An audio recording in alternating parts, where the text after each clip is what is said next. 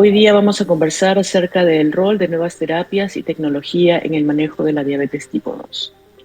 Los objetivos de esta charla van a referirse a las metas del tratamiento de personas con diabetes tipo 2, nuevas terapias farmacológicas en el tratamiento de diabetes tipo 2, cómo hacemos la selección de pacientes y vamos a conversar acerca de la nueva tecnología en el monitoreo continuo de glucosa, así como las nuevas bombas de insulina.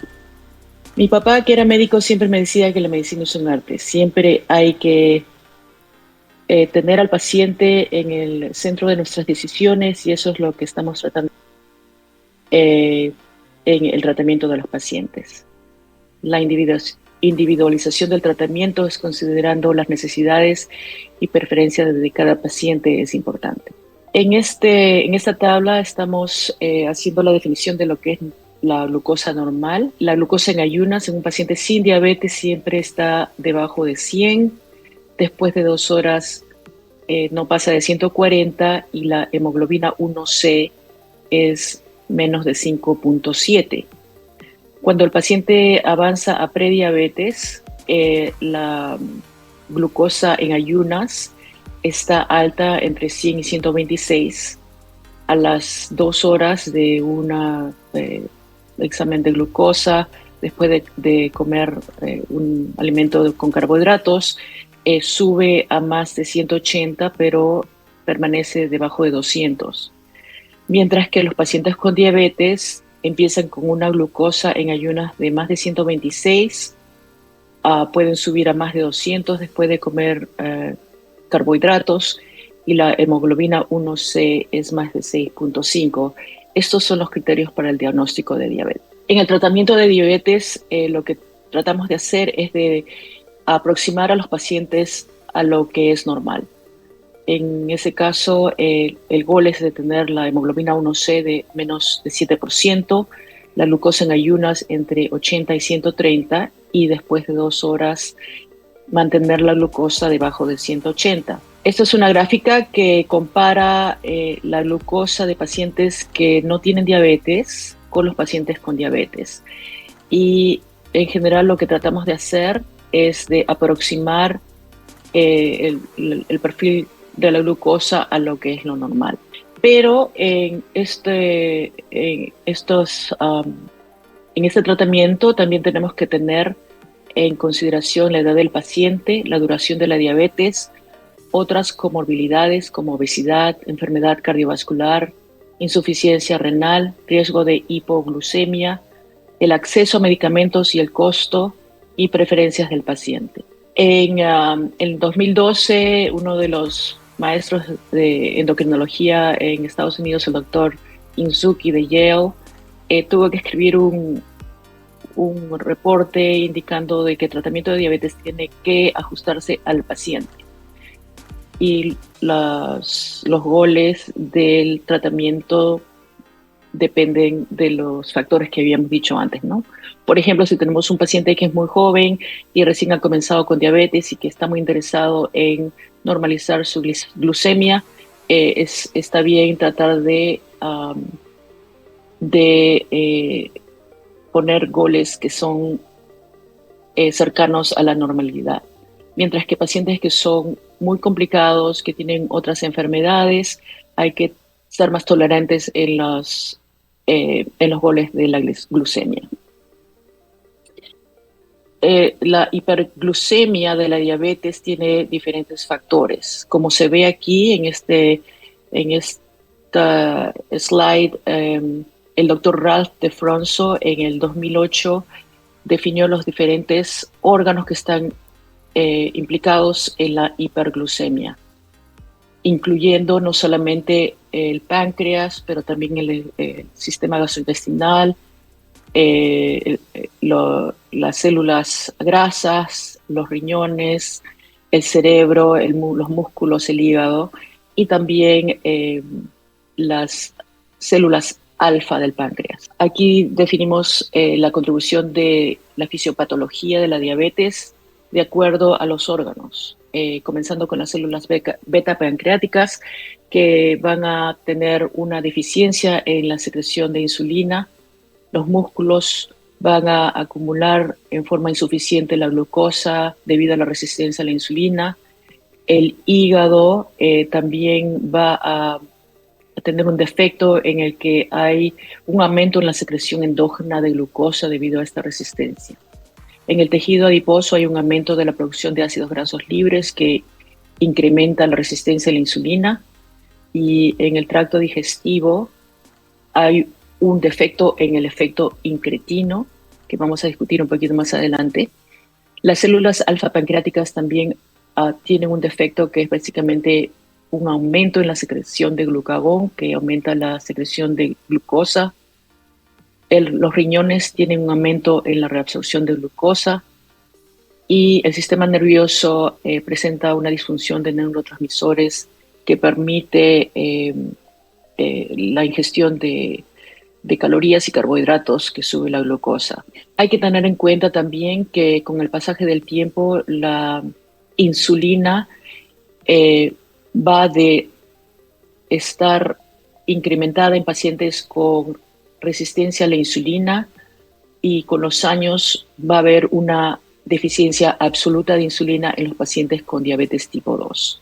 La farmacoterapia de la diabetes entonces tiene el punto de atacar estos defectos.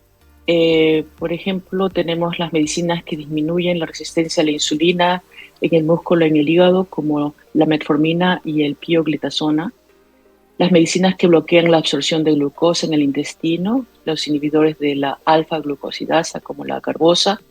Las medicinas que aumentan la producción de insulina en el páncreas, como las sulfonilureas y las meticlinidas. Las medicinas que tienen el efecto incretino, que tienen un efecto en el sistema gastrointestinal y en el cerebro, como los inhibidores de la DPP4, los agonistas del receptor del GLP-1 y los agonistas duales del GIP y GLP-1. Tenemos los que bloquean la reabsorción y el aumento de excreción de glucosa en el riñón, como los inhibidores del receptor SGLT2. Y finalmente tenemos las insulinas basales e insulinas de acción rápida, que van a atacar el defecto de la producción de insulina. En esta charla vamos a conversar básicamente de los nuevos tratamientos que van a usar el efecto incretino, los inhibidores del receptor de SGLT2, y rápidamente hablar de las nuevas insulinas. El efecto incretino se descubrió básicamente hace muchos años, en 1986, cuando se hizo un experimento en el que se dio glucosa en forma oral y glucosa en forma endovenosa. Lo que se descubrió es que la glucosa oral en pacientes sin diabetes produce menos insulina que cuando, produce mucha más insulina que cuando se da la glucosa endovenosa. Mientras que los pacientes con diabetes, cuando se da la glucosa oral, no producen la misma cantidad de insulina, producen menos cuando se da en forma oral. Hay dos conclusiones de este experimento. Uno, que la glucosa oral produce un efecto más efectivo en la producción de insulina en pacientes que no tienen diabetes, mientras que los pacientes que tienen diabetes tienen un efecto truncado en esta producción de insulina. Y segundo, que la forma endovenosa no produce tampoco tanta insulina como la forma oral, lo que significa de que hay un efecto que conecta el sistema gastrointestinal con la producción de insulina. Y esto es lo que se llamó el efecto incretino. En resumen, el efecto incretino consiste en que la glucosa oral provoca secreción de insulina más altas que la glucosa intravenosa en pacientes sin diabetes. Las hormonas incretinas se descubrieron que son el Gastric Inhibitory Polypeptide, o GIP, y el Glucagon-like Peptide 1, GLP-1. Este efecto es efectuoso en pacientes con diabetes tipo 2. La terapia incretina aumenta la insulina producida por el páncreas en respuesta a la ingesta de carbohidratos. Reduce la cantidad de glucagón producido. El glucagón promueve la liberación de glucosa hepática.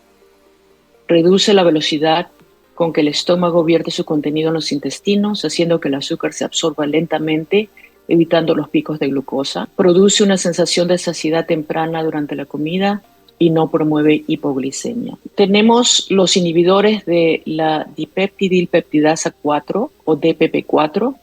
En Estados Unidos hay varios agentes en esta familia. Estas medicinas actúan bloqueando la acción de la enzima DPP4 que destruye las hormonas incretinas endógenas, aumentando así la disponibilidad de las incretinas GLP-1 y GIP.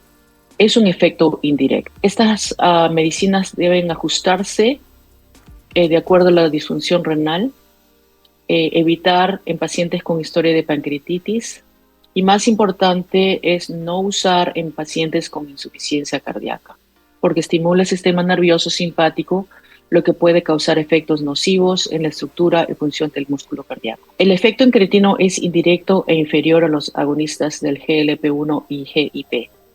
No causa baja de peso y no se han demostrado beneficios cardiovasculares o renal. Por este punto, aquí en Estados Unidos lo usamos en pacientes que están comenzando con la diabetes, que no quieren ponerse inyecciones y que no necesitan bajar de peso. Ahora vamos a hablar de los agonistas del receptor GLP-1. Hay varias preparaciones. Los más conocidos son el liraglutida, dulaglutida y semaglutida. Tenemos también los agonistas, el agonista dual de GLP-1 y GIP, que es el tirzepatida. Ustedes reconocen los nombres, el liraglutida y el semaglutida, así como el tirzepatida. También se han aprobado para el tratamiento de obesidad con un nombre diferente. Por ejemplo, el liraglutida se conoce como Victoza para diabetes y Saxenda para bajar de peso. El semaglutida se conoce como Ozempic para diabetes, y Rybelsus es la forma oral, y Wegovy para bajar de peso, y el tirzepatida se conoce como Mounjaro para diabetes y Zepbound para bajar de peso. Este tratamiento, los agonistas del GLP-1 y GIP aumentan la producción de insulina cuando la glucosa sube al comer carbohidratos. Disminuyen la secreción de glucagón de las células alfa y la sobreproducción de glucosa hepática. Disminuyen el vaciamiento del contenido de estómago e intestino, prolongando la absorción de glucosa, y producen una saciedad temprana. Tiene efectos potenciales sobre los centros del apetito en el cerebro y están asociados con pérdida de peso significante. Los agonistas del GLP-1 están aprobados para reducir el riesgo de muerte cardiovascular, infarto de miocardio no mortal y accidente cerebrovascular no mortal en adultos con diabetes tipo 2 y riesgo de enfermedad cardiovascular o establecida. También confieren protección renal, producen un poco riesgo de hipoglicemia, y también están aprobados para bajar de peso, como había mencionado, el semaglutida y el liraglutida. Tirzepatida es un agonista dual de GLP-1 y GIP. Tiene efectos similares a los agonistas del GLP-1, pero los efectos son más potentes. La baja de peso es superior, la reducción de la hemoglobina 1C es mayor, posiblemente mejores beneficios en el sistema cardiovascular, que todavía se va a confirmar oficialmente, posiblemente mejor protección renal, también esperando una confirmación oficial, y más efectos secundarios al comienzo de la terapia. Este tratamiento del GLP-1 y tirzepatida están contraindicados en pacientes con antecedentes personales o familiares de carcinoma medular de tiroides o síndrome de neoplasia endocrina múltiple tipo 2, por el riesgo de carcinoma medular. Se debe utilizar con precaución o evitar su uso en pacientes con historia de pancreatitis y descontinuar si se desarrolla pancreatitis. Se debe usar con precaución en pacientes con gastroparesia o reflujo gastroesofágico severo, porque pueden empeorar estas condiciones. Y obviamente está contraindicado si hay alergia o si los pacientes tienen una reacción adversa al medicamento. Los inhibidores del SGLT2 inhiben la reabsorción renal de glucosa filtrada, aumentan la excreción de glucosa urinaria. En Estados Unidos tenemos varias preparaciones y su efecto es que causan glucosuria, resultando en disminución de la hemoglobina 1C baja de peso y presión arterial sistólica. La empagliflozina se asoció con tasas más bajas de muerte cardiovascular y riesgo de hospitalización por insuficiencia cardíaca. La canagliflozina redujo el riesgo de muerte cardiovascular, infarto de miocardio o accidente cerebrovascular no mortal y hospitalización por insuficiencia cardíaca, pero aumentó el riesgo de amputaciones, de acuerdo al estudio Canvas. Los inhibidores del SGLT2 pueden retrasar la disminución de la tasa de filtración glomerular, aparición de microalbuminuria y progresión de proteinuria. Esta es una gráfica del estudio con empagliflozina que demostró una disminución en la hospitalización por enfermedad cardíaca congestiva y por lo tanto los cardiólogos ahora están recetando esta medicina empagliflozina para pacientes que tienen congestión cardíaca sin diabetes. Hay precauciones que hay que tomar con estas medicinas. Hay un aumento en la incidencia de infecciones genitales micóticas, un aumento leve del colesterol. La eficacia en diabetes es limitada en pacientes con insuficiencia renal establecida. La diuresis que estas medicinas producen causan riesgo de deshidratación, insuficiencia renal, hipotensión, síncope y caídas. También se ha observado un aumento en fracturas óseas en pacientes que tomaron canagliflozina y dapagliflozina. Y lo que hemos visto en los hospitales es que hay un aumento en la admisión por ketoacidosis diabética, que está asociada al uso de estos inhibidores del SGLT2 en pacientes con tipo 1 y tipo 2, con diabetes tipo 1 y tipo 2. Esta medicina no está aprobada para los pacientes con diabetes tipo 1, pero han habido casos que se han usado y se ve un incremento en diabetes, en la acidosis diabética. Hay que usar con precaución. Yo personalmente no uso este tratamiento si el paciente tiene una diabetes que no está controlada, pero se puede introducir cuando la diabetes está bajo mejor control por los beneficios que confieren en el sistema cardiovascular y renal. La selección de terapia va a depender de varios factores y en las pautas que se han dado por el American Diabetes Association este año, se ha enfatizado que hay que tener en cuenta los riesgos de otras comorbilidades en el paciente, esencialmente el riesgo cardiovascular, el riesgo de insuficiencia cardíaca y el riesgo de enfermedad renal. En estos tres casos hay que considerar el uso de los agonistas del GLP-1 y y los inhibidores del SGLT2 y se pueden usar en combinación en beneficio de estos pacientes. Si los pacientes tienen insuficiencia cardíaca, se recomienda el uso de los inhibidores del SGLT2. Si los pacientes tienen obesidad y riesgo de esteatohepatitis o hígado graso, se recomienda también el uso de los agonistas del GLP-1. El tirzepatida tiene estudios que han demostrado beneficios a todos estos niveles, pero todavía tiene que aprobarse oficialmente por el FDA.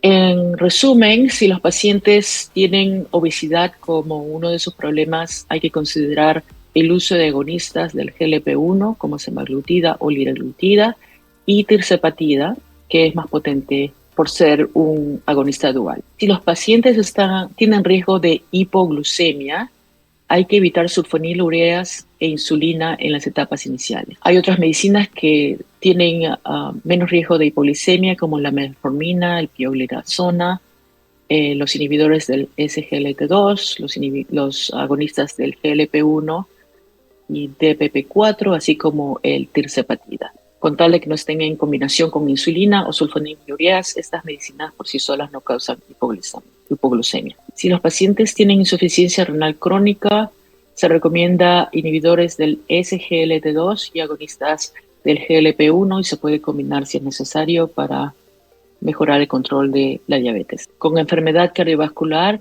en riesgo o enfermedad establecida, se recomiendan los agonistas del GLP-1 y los inhibidores del SGLT2 por sí solos o en combinación. Si los pacientes tienen esteatohepatitis, se recomiendan los agonistas del GLP-1 y el tirzepatida, que es el agonista DOA. Insulina es una medicina que se debe introducir cuando los pacientes están sintomáticos, la glucosa está muy descontrolada, muy alta, eh, eh, asociada a una hemoglobina 1C más de 10%, o la glucosa está constantemente sobre 300. En Estados Unidos tenemos las insulinas basales lentas y ultralentas que mantienen el nivel de glucosa en ayunas. Son insulinas concentradas y son más estables y ayudan a reducir el riesgo de hipoglicemia. Estas insulinas basales ayudan a los pacientes a empezar el día con una glucosa en el rango deseado, y para manejar la glucosa después de las comidas usamos las insulinas de acción corta y ultracorta para corregir la hiperglucemia. Este es un gráfico que tiene en cuenta la farmacodinámica de los diferentes tipos de insulina, y yo lo uso constantemente para tratar a mis pacientes, ¿no? Depende de dónde, en qué parte del día tienen hiperglucemia, hacemos la selección de la insulina. Y esto otra vez para recordarles qué es lo que tenemos que hacer para tratar al paciente, es tratar de aproximarnos a lo que es una fluctuación de glucosa normal. Hay otras terapias emergentes para la diabetes tipo 2. Los voy a mencionar muy rápidamente porque no han sido aprobados todavía. Tenemos los agonistas de los receptores de amilina y GLP-1. Tenemos agonistas de 3 receptores, o sea, triple receptor, o sea, 3 receptores, agonistas de 3 receptores que van a ser posiblemente más potentes que los que tenemos ahora. Y tenemos otras formas orales que se están desarrollando. El año pasado se presentó al FDA la insulina basal semanal, que se administra una vez por semana. Según los estudios, es equivalente a la insulina que se administra diariamente. Sin embargo, el FDA rechazó la aprobación de esta insulina semanal hasta que haya nuevos estudios para asegurar que los riesgos no son tan altos y que los beneficios sean mejores que los riesgos. Es la insulina icodec. Vamos a hablar ahora de la tecnología en diabetes, que está avanzando mucho rápidamente. Esta tecnología consiste en instrumentos, dispositivos y software utilizados que ayudan con el tratamiento y autocontrol de la diabetes y permite hacer ajustes en la terapia. La tecnología en diabetes ha avanzado mucho en el monitoreo de la glucosa y en la administración de insulina. Vamos a hablar de la monitorización continua de la glucosa y de las nuevas bombas de insulina que se comunican con estos aparatos de monitorización, produciendo un control de la diabetes en forma casi automática. El monitoreo continuo de glucosa ayuda a evaluar dieta y tratamiento, beneficia a los pacientes en la terapia intensiva con insulina y ayuda a prevenir hipoglucemia. La bomba de insulina está recomendada en pacientes que demuestran insuficiencia de insulina en diabetes tipo 2 y tipo 1, obviamente, y están con un protocolo de insulina intenso. Vamos a comenzar hablando de los sistemas de monitoreo continuo de glucosa. Estos sistemas es como el GPS que ayuda a los pacientes a ver dónde están en el camino de control de la diabetes. Ayuda a tomar decisiones, ayuda a tener accidentes, ayuda a prevenir la hipoglicemia. Todavía vamos a necesitar que los pacientes continúen teniendo sus aparatitos de chequear la glucosa con la sangre, pero con menos frecuencia.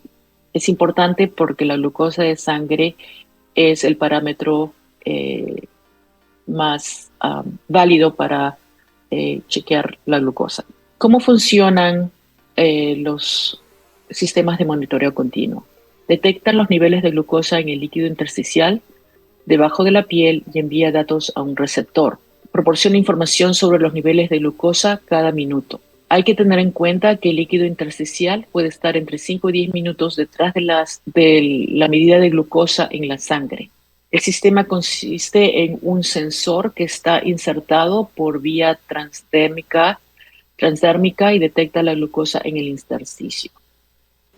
Hay un transmisor que envía los datos al receptor de forma inalámbrica y el receptor recibe los niveles de glucosa y los demuestra en un gráfico. Hay que tener en cuenta que la glucosa que se mide en estos sistemas no es la glucosa de la sangre, sino la glucosa del intersticio. Y esto es algo que yo les explico a mis pacientes, que es como un chuchu train, ¿no? Como un tren chuchu, que la glucosa de la sangre es la que comanda, pero está adelante, y la glucosa del intersticio puede estar un poquito más atrás. Pero el monitoreo es continuo, así que eventualmente nos da una información que es valiosa. Como se ve aquí, por ejemplo, cuando tenemos la glucosa en la sangre y se chequea en ciertos puntos, solamente vemos un punto en el tiempo, un punto del día en que la glucosa, por ejemplo, en este paciente, él piensa que está con un control bueno. Sin embargo, entre los chequeos de la glucosa en sangre, el monitoreo continuo está demostrando de que hay hiperglicemia y también algunos puntos de hipoglucemia entre los chequeos de sangre. Los sistemas de monitoreo continuo producen muchos beneficios. Ayudan a controlar la diabetes porque promueven ajustes proactivos en las dosis de insulina, medicinas y dieta. Están asociados con menos riesgo de hipoglucemia porque alerta a los pacientes en eventos inminentes de hipoglicemia e hiperglicemia, y por lo tanto los pacientes pueden actuar antes de que tengan un evento severo, especialmente de hipoglucemia. Los pacientes aprenden a evaluar su tratamiento. Los pacientes están más vigilantes porque los pacientes tienen más información sobre los patrones y tendencias del azúcar en la sangre, aprenden a evaluar sus dietas y muchos pacientes mejoran su control solamente teniendo este feedback. Mejora también la calidad de vida porque no tienen que estar pinchándose para chequearse la glucosa en la sangre.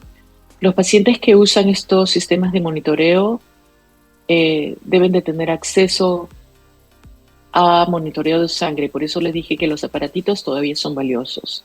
Hay que tener acceso a ellos cuando existe sospecha de que los sistemas son inexactos, cuando hay interrupciones en las transmisiones para calibrar, cuando hay alarmas hay que confirmar, y si el sistema falla o no está disponible, y también cuando hay enfermedades o tomando ciertas medicinas, la glucosa que se refleja en el sistema de monitoreo continuo puede ser inexacto. Estos son fotos de los sistemas que tenemos en Estados Unidos. Los sistemas más modernos tienen un sensor que es muy pequeño y se comunican con los teléfonos, con los celulares en una aplicación en los smartphones, ¿no? Este es el Libre 3 de Abbott y este es el sistema de Dexcom. Hay un sistema que consiste en un monitor de glucosa implantable que yo no lo he recetado porque requiere una intervención quirúrgica pequeña, pero requiere esa intervención. Todavía requiere un aparato que se debe de poner encima de este sistema y todavía requiere que se calibre con la glucosa sanguínea frecuentemente. Estas son más fotos de este tipo de sistemas. Y recientemente estos sistemas han sacado al mercado monitoreo continuo que está disponible sin receta médica. La compañía Dexcom y la compañía Abbott tienen 3 sistemas disponibles sin receta médica y el costo es aproximadamente $100, entre $80 y $100 por mes. Este es un reporte que bajamos en nuestro consultorio y ayuda a evaluar el tratamiento. Yo generalmente reviso este reporte con el paciente en mi consultorio y lo hacemos en forma rutinaria. Por ejemplo, este paciente tiene una diabetes que está relativamente bien controlada y los componentes de este reporte incluyen el porcentaje de glucosa en las últimas 2 semanas. A mí me gusta bajar 2 semanas, que está en el rango deseado. En este caso, él tiene 84% de su glucosa en el rango deseado, 12% sobre 180 y 1% sobre 250. Pero también vemos que hay un poquito de hipoglucemia, 2% debajo de 70 y 1% debajo de 50. En general, su promedio es de 133 y la hemoglobina 1C es 6.5. La variabilidad es 31. En esta tabla están los goles del tratamiento y lo que me gusta hacer con mis pacientes es revisar el monitoreo diario. Por ejemplo, en este día la diabetes está controlada muy bien. En este día, que es un viernes, en medio de la noche tuvo unas alarmas de hipoglicemia. En este caso tenemos que decirle al paciente que chequee con la glucosa de la sangre, pinchándose el dedo. En este día tenemos un evento de hiperglucemia y el paciente me dice que fue a comer afuera y lo mismo aquí, ¿no? Entonces, esto básicamente es un feedback para el paciente para que reflexione en la selección de dieta que hicieron los días que la hiperglicemia ocurrió. Y si ocurre hipoglucemia, hay que chequear para confirmar de que es verdad, o si es falso, hay que hacer ajustes a la medicina. El nuevo concepto que también quiero introducir, que no es nuevo para especialistas en diabetes, pero quiero enfatizar, es el concepto de tiempo en rango. En inglés le decimos time in range o TIR, que va más allá de la hemoglobina 1C. Por ejemplo, el tiempo en rango es el porcentaje que el paciente está en el rango deseado entre 70 y 180. Por ejemplo, en este caso, este paciente tiene una diabetes que no está controlada, está descontrolada. Su promedio es de 250 miligramos por decilitro, que representa una hemoglobina 1C cerca a 9.3 y la variabilidad es 22%. Su control es terrible, ¿no? Está en target solamente 7%, sobre 180, 50% y sobre 250, 43%. Esta es la gráfica. Casi todas sus azúcares están sobre 180, es terrible. Esto es lo que me dijo el paciente. Tiene 58 años, está tomando la insulina basal glargina, 30 unidades, glimepirida 4 miligramos, empagliflozina 25 miligramos y sitagliptina 100 miligramos. Él me dice que está muy estresado, cuidando de todos los demás, pero no de sí mismo. Y debido a ese estrés está comiendo mucho, que puede comerse una bolsa entera de caramelos o una sandía entera de una sola vez cuando está ansioso y el nivel de ansiedad es muy alto.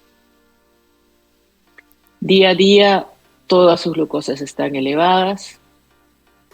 Lo que hicimos entonces es aumentar la insulina basal para que la glucosa en ayunas baje a gol.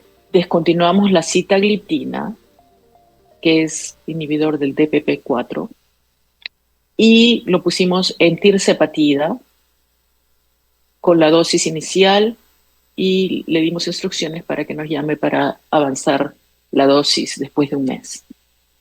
Continuamos con la glimepirida y empagliflozina. Aproximadamente 3 meses después regresa y este es su nuevo control. Su control ahora está excelente. Me impresionó porque realmente lo controló rápidamente.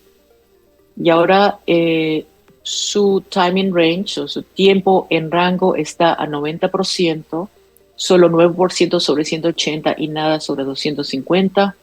Y empezamos a ver un poquito de hipoglucemia. Se presentó tomando todavía la glimepirida, había avanzado la glargina a 58 unidades, la tirzepatida a 5 miligramos y la empagliflozina continuó con 25 miligramos. Esta es su gráfica de día a día y está perfecto estas semanas. Y en las semanas más recientes, más cercanas a la visita, empezó a demostrar hipoglucemia, que él confirmó que eran ciertas. Y lo que hicimos entonces es modificar la terapia, descontinuando la glimepirida que pone al paciente a riesgo de hipoglicemia. Disminuimos la glargina a 52 unidades y dimos instrucciones para que mantenga la glucosa sobre 80. Si tiene la glucosa en ayunas debajo de 90, que disminuya la glargina otro 10%. Y aumenté la tirzepatida a 7.5 para que controle su dieta un poco mejor y baje de peso. Y siempre verificar si hay eventos de hipoglucemia. Y también continuamos con la empagliflozina. Vamos a pasar ahora a discutir las bombas de insulina. Las bombas de insulina ahora se complementan con sistemas continuos de monitoreo de glucosa. Estas son fotos de cómo los pacientes llevan estas bombas de insulina. Las bombas de insulina utilizan insulina de acción rápida y hay dos áreas que estas bombas de insulina van a tratar. Por lo tanto, tenemos dos tipos de distribución de esta insulina. La insulina basal, o le llamamos velocidad basal, que se distribuye en unidades por hora, y los bolos de insulina que los pacientes tienen que activamente aplicar cuando comen y está basada en la cantidad de carbohidratos que comen más un factor de corrección. Los parámetros que se tienen que entrar en las bombas de insulina, que son básicamente pequeñas computadoras, es el rango deseado, en inglés le decimos el target range, la velocidad basal o basal rate, la proporción de insulina a carbohidratos, la sensibilidad, que es el factor de corrección, y el tiempo de insulina activa. Como es insulina rápida, el tiempo de insulina activa es básicamente 3 a 4 horas. Los modos automáticos ahora interactúan con los sistemas de monitoreo continuo para funcionar automáticamente. La insulina basal se ajusta constantemente en forma automática basada en las lecturas de la glucosa del sistema de monitoreo continuo. Y los bolos de insulina todavía se manejan por los pacientes. Cuando van a comer, el paciente tiene que entrar la cantidad de carbohidratos y las nuevas insulinas requieren que por lo menos los pacientes anuncien la comida a la bomba antes de ingerirla. El sistema calcula la dosis para administrar durante la comida basado en las fórmulas que se han entrado en la computadora. Este es un reporte de una bomba de insulina que integra la velocidad basal. Aquí esto es en un estado manual. Tenemos la velocidad basal que nosotros hemos entrado manualmente. Los pacientes tienen que decir cuántos gramos de carbohidratos van a consumir. Y este es el bolo que la bomba de insulina está calculando basado en la glucosa de ese momento y la fórmula que se ha entrado para calcular. Una cosa que se puede observar aquí también es que si la glucosa está bajando, estas bombas de insulina dejan de administrar la insulina para evitar la hipoglicemia. Aquí se ve cómo constantemente cuando hay una tendencia a bajar la glucosa, la bomba predice que puede haber hipoglicemia, entonces deja de administrar la insulina. Este es un reporte que bajamos en nuestro consultorio de un paciente que está con la bomba de insulina y el control está excelente. Aquí se ve cómo integramos el sistema de monitoreo continuo con la bomba de insulina. Este es el reporte de su tiempo en rango, que está excelente, 97%. Tiene un poquito de hipoglicemia y 1.9 sobre 180, pero en general el control está excelente. En este reporte se ve la cantidad promedia de insulina que se usa durante el día, las fórmulas que estamos usando y que van a proporcionar insulina basal e insulina en forma de bolos. Este paciente parece que no come mucho, entonces por eso el porcentaje de insulina basal a insulina de bolos es está desbalanceado. Este es las gráficas de día a día. Como ven aquí, la bomba de insulina está administrando pequeñas dosis de insulina para mantener la curva de glucosa lo más cercano posible a los targets. Y cuando hay una tendencia de hipoglicemia, deja de administrar la insulina. En este caso, por ejemplo, el paciente administró el bolo cuando ya había comenzado a comer y esta bomba obviamente no sabe que ya había comenzado a comer antes, entonces hizo una corrección basado en la hiperglucemia que ya había subido al comer. El objetivo es controlar la variabilidad glucémica y usar el sistema de monitoreo continuo como un GPS para mantener al paciente dentro de la pista, ¿no? del camino y no caerse, no tener hipoglicemia o hiperglicemia severa. Esos son diferentes tipos de bombas de insulina que usamos allá. Este es el Minimed, que es la marca más antigua en Estados Unidos. Este es el T-Slim. Este es el reporte del T-Slim. El T-Slim ahora tiene una bombita pequeña que se adhiere a la piel evitando los tubos largos. Omnipod, a la gente le gusta el Omnipod porque no tiene tubos y se adhiere a la piel. Esta es la bomba per se. La insulina está dentro de este aparato y se administra ahí. Cada uno de estos pods se llaman, son pequeñas computadoras que se comunican con los celulares a través de un app. Esta es una bomba de insulina que todavía no lo he recetado, pero tengo un paciente que está en camino a tener esta bomba. Fue creada por un profesor de la Universidad de Boston para su hijito que se diagnosticó con diabetes tipo 1 cuando tenía 11 meses. Ahora su hijo está en el college, creo que ya se graduó, pero su idea era de que cuando su hijo vaya al college no tenga que preocuparse en contar carbohidratos. Entonces esta es una de las bombas de insulina que no necesita que los pacientes cuenten los carbohidratos, sino que anuncien la comida. Y estos son aparatos que se están presentando últimamente, todavía no los he usado, son muy, muy nuevos. El Vigo no es nuevo, pero no lo uso porque este tipo de administración de insulina se tiene que cambiar cada día. Las bombas de insulina son mejores. Estos dos los tengo que estudiar todavía, pero son otros tipos de administración de insulina serán beneficiosos para cierto tipo de pacientes. En general, se recomienda que esta tecnología se ofrezca a todas las personas con diabetes. Beneficia a pacientes con diabetes tipo 1 y tipo 2, especialmente los que están con insulina. La selección debe individualizarse en función de las necesidades, preferencias y nivel de habilidad que son específicas de la persona. Y es importante proveer educación, capacitación inicial y continua de la técnica, los resultados y la capacidad de utilizar los datos. Es importante acceso continuo e independiente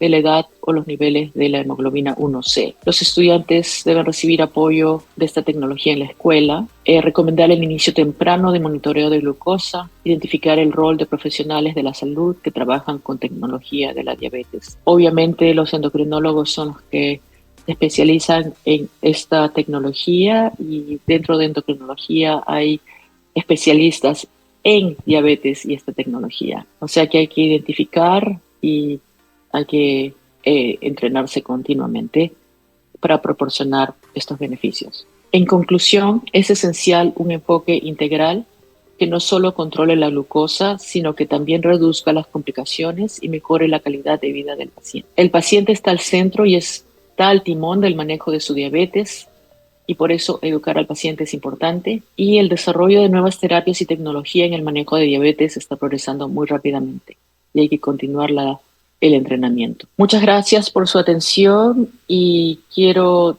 también mencionar y agradecer a mis maestros, empezando por mi padre, el doctor Roberto Chan, y al doctor Carlos Subauste, que fue mi maestro y mentor en endocrinología en la Universidad Cayetano Heredia. Estas son las referencias. Estoy abierta a cualquier pregunta. Esta es una foto de nosotros, mi familia, que recientemente viajamos al Cusco para visitar Machu Picchu, que mis hijas no habían ido. Si tienen alguna pregunta, vamos a abrir el panel. Gracias. Muchas gracias, doctora Beatriz.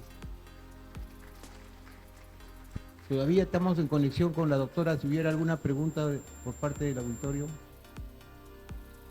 La doctora es una experta docente en metabolismo y endocrinología y ha tenido la gentileza de aceptarnos a dar la información actualizada y moderna sobre las técnicas en el diagnóstico y tratamiento de la diabetes, como han escuchado ustedes. Es una charla muy interesante, muy de actualidad. Doctora, muchas gracias una vez más. ¿Alguna charla? Sí, acá. Felicitaciones, doctora, por su presentación. Soy el doctor Subiate, endocrinólogo. Si podría hablar algo sobre los Smart Pen, eh, si podría actualizarnos algo sobre dichos dispositivos. ¿Cuál? Perdón, no entendí. ¿Qué dispositivo? Smart Pen, los lapiceros inteligentes. Ah, sí, está en la parte de tecnología, pero antes de empezar quería una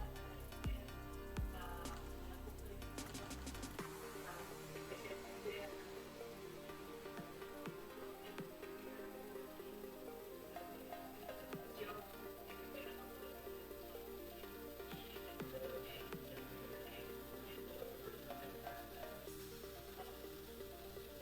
sí, los progresos que vienen. Los Smart Pens son como lapiceros que se usan para administrar la insulina y conservan memoria de la dosis que se dio, a la hora que se dio, y también tienen alarmas para que los pacientes acuerden de tomar la insulina. Yo personalmente nunca he recetado uno de esos lapiceros inteligentes porque los seguros no, generalmente no los cubren, y yo trabajo con los pacientes para que ellos aprendan a usar la insulina en forma puntual.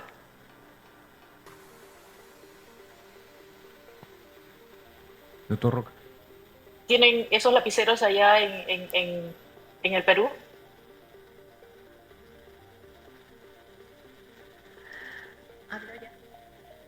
Buenas tardes, doctora.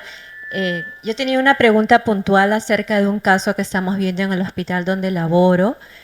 Por ejemplo, yo trabajo en el neoplásicas y hay pacientes que son pancreatectomizados totales por neoplasias pancreáticas que a veces tienen buen pronóstico también, ¿no? Y también tienen, además de las complicaciones dadas, a veces tienen un síndrome de dumping asociado o tienen una diabetes de difícil manejo que es bastante lábil. En este caso en particular es una paciente, Yasmín se llama, de 23 añitos, que salió de unidad de cuidados intensivos con un peso de 35 kilos, con insuficiencia pancreática exocrina también, que necesitaba el creón, pero hacía una diabetes súper lábil, ¿no? Eh, y que se ha ido manejando y la paciente ha recuperado su peso, pero por esa labilidad de tendencia a la hipoglicemia tan frecuente, la dosis que se utiliza de insulina NPH es bastante baja, ¿no? Está ahorita más o menos con 6 unidades de NPH y una dosis de R basal pequeña también por esa tendencia a la hipoglicemia. Yo quería saber si las bombas de infusión de insulina han tenido experiencia con ese tipo de paciente y si se pueden manejar con dosis tan pequeñas, ¿no? Porque ese es un caso bastante complicado. Gracias. Sí, acá en Estados Unidos también tenemos ese tipo de pacientes que son muy difíciles de controlar. Um, Obviamente en ese tipo de pacientes, si fuera posible, comenzamos con los sistemas de monitoreo continuos para que anuncien cuando el paciente va a estar en riesgo de hipoglicemia. Sí es posible que estos pacientes necesiten una pequeña cantidad de insulina, o sea, lo que necesite para evitar la hipoglicemia y mantener la glucosa debajo de 200, 250 es lo que van a tener que proporcionarle. Las bombas de insulina mejoran la situación un poco, pero también tenemos el problema de gastroparesis, ¿no? porque los pacientes tienen que anunciar cuando van a comer, y cuando administran el bolo y hay gastroparesis, el bolo no está en ritmo con la absorción de la glucosa de la comida, ¿no? De los carbohidratos. Entonces, muchos de estos pacientes esos son los más difíciles de tratar, porque si le dan un bolo, pero los carbohidratos no se han absorbido, van a tener hipoglicemia después de ese momento. Y después absorben más tarde y tienen hiperglicemia o hiperglucemia. O sea, es difícil allá y es difícil acá. Pero teniendo la bomba de insulina mejora la situación un poco. No sé si las bombas están disponibles para este tipo de pacientes, pero es un tipo de paciente que yo la trataría de poner en una bomba de insulina. Doctora, muy buenas tardes. ¿Ustedes? Buenas. Siga, doctora, usted tenía algo más que decir. Perdón, iba a preguntar si es que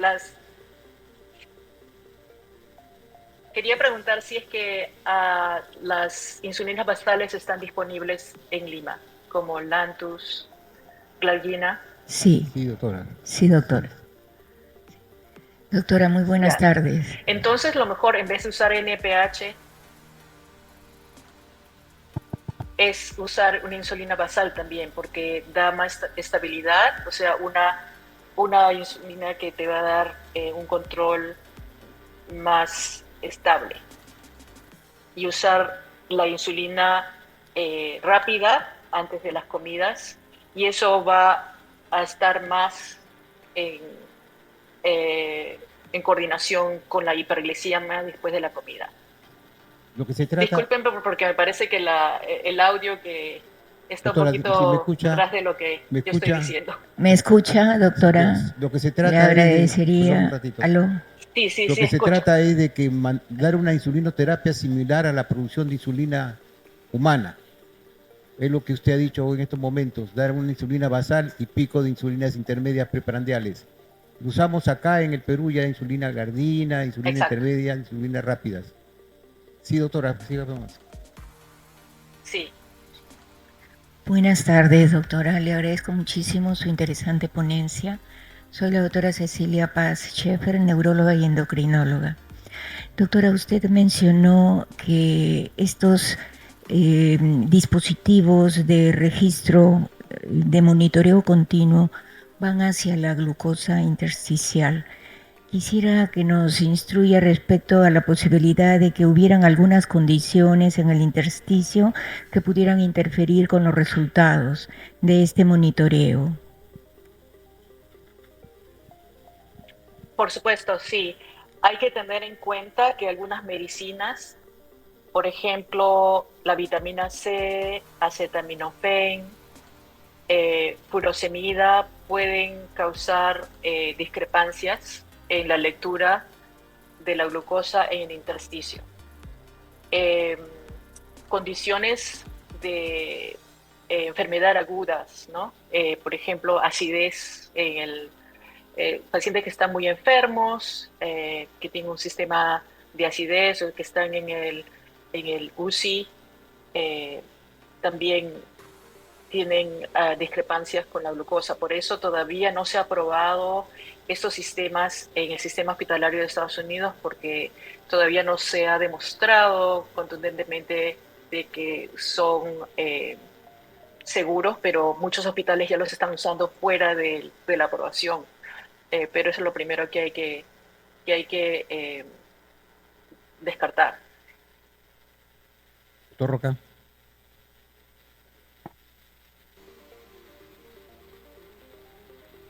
Doctora Beatriz, le saluda el doctor Jesús Roca y muchas gracias por aceptar la invitación de la Sociedad Peruana de Endocrinología. Mi pregunta es, acá tenemos las insulinas basales de acción intermedia larga, todas de Gludec, pero mi pregunta es, ¿cuál es su percepción de las insulinas de acción semanal?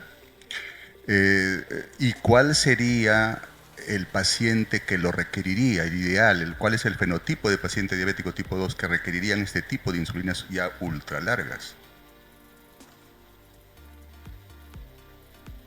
Gracias por la pregunta. En primer lugar, esa insulina Icudec todavía no se ha aprobado, está en suspenso. El FDA le ha pedido más datos adicionales, pero sí tenemos pacientes que serían candidatos a ese tipo de insulina.